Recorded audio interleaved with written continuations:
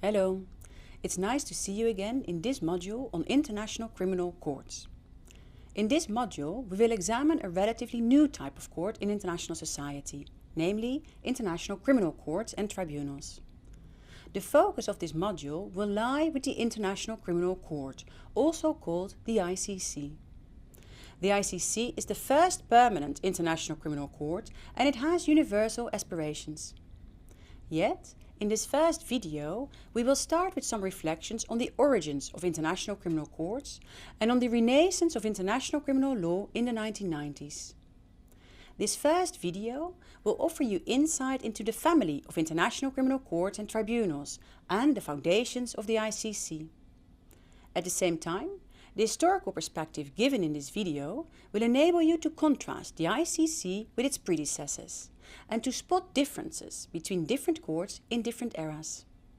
So I invite you to pause this video now and to write down 3 differences between the ICC and the Nuremberg Tribunal. At the end of the video, you will find the answer.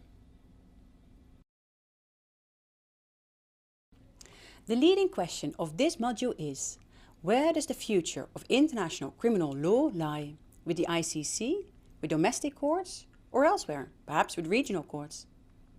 But before we dive into the future, let's look back at the history to appreciate the setting in which the concept of international criminal court was born.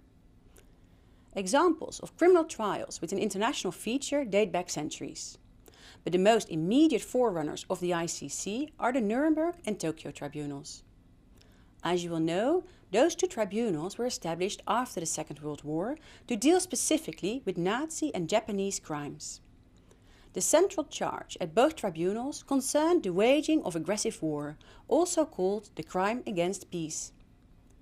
The Nuremberg and Tokyo judgments are still influential today, and they thus constitute important precedents. Nonetheless, the greatest criticism voiced against the 2 tribunals was that they are symbols of victor's justice, as they prosecuted only one side and left crimes of the Allies unaddressed.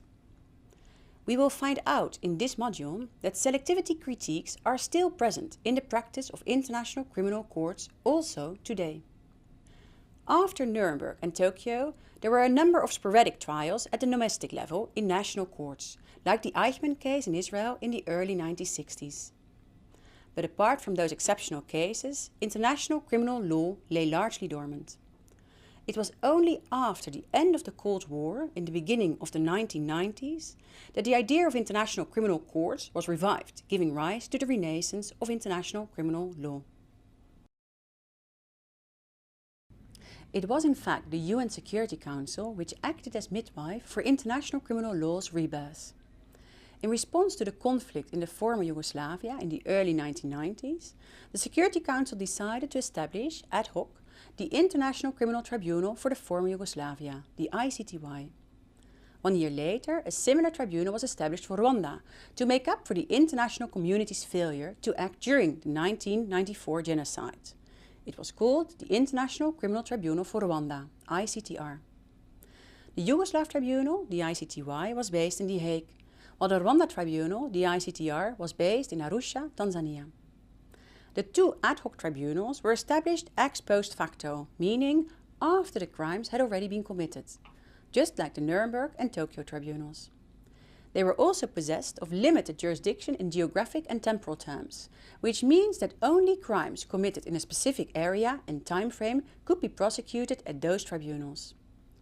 Yet, the substantive jurisdiction, so the crimes prosecuted at the ad hoc tribunals, differed from Nuremberg.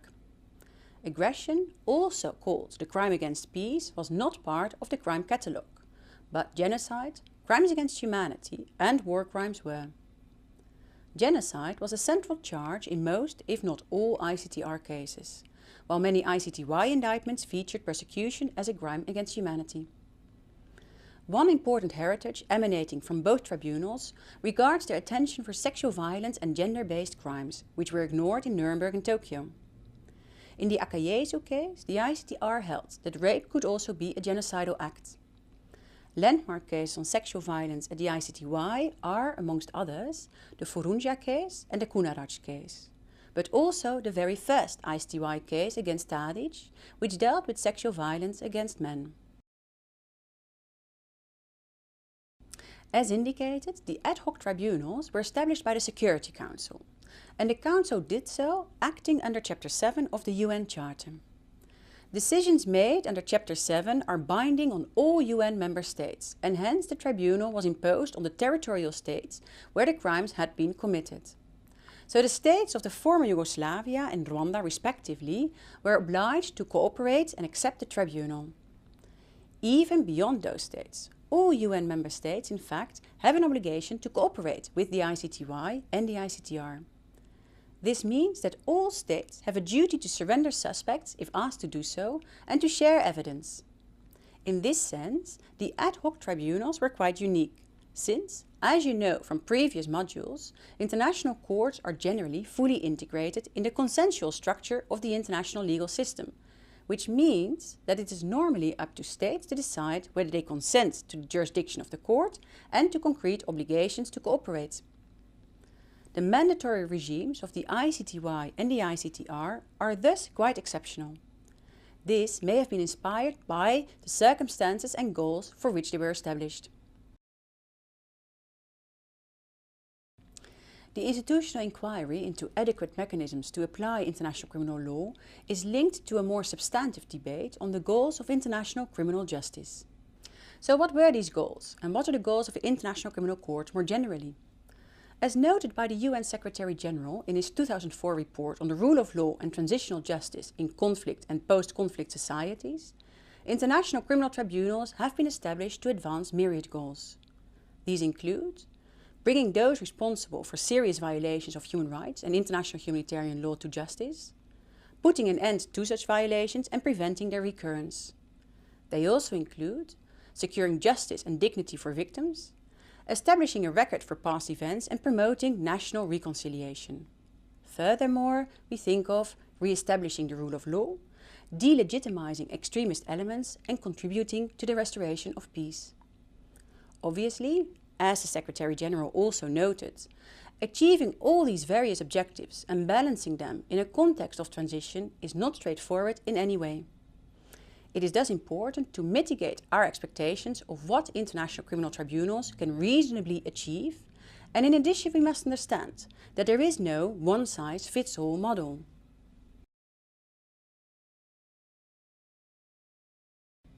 In the 1990s, after the establishment of the ICTY and the ICTR, the international community also experimented with so-called hybrid tribunals, like the Special Court for Sierra Leone and the extraordinary chambers in the courts of Cambodia. These tribunals mixed the international with the national in terms of the applicable law and the individuals involved in the proceedings, particularly the judiciary.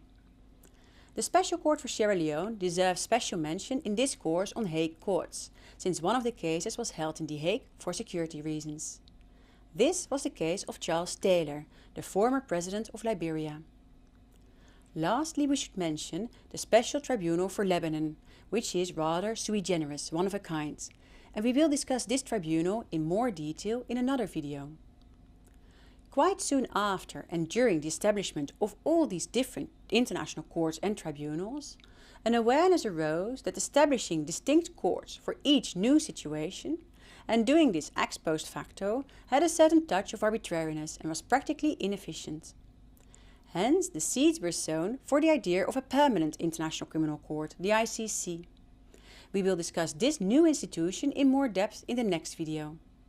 In the ICC era in which we now live, there is an important role for domestic courts to act as agents of the international community, and to some extent the future of international criminal law thus lies with the domestic courts. In addition, though, we can witness another trend, and this is the revival of the concept of hybrid courts. There seems to be a new generation of hybrid tribunals, which is each different in its design and tailor-made for the situation. Examples of existing or potential new hybrid tribunals concern the Hague trial in Senegal and proposals for hybrid courts in South Sudan, Central African Republic and Syria. Intertwined with this development, we also witness that regional organizations are increasingly active players, including the African Union and the European Union. I hope you appreciate by now that international criminal law is a pluralistic area of law. It has multiple goals and people hold different expectations. There's also a variety of different courts applying it.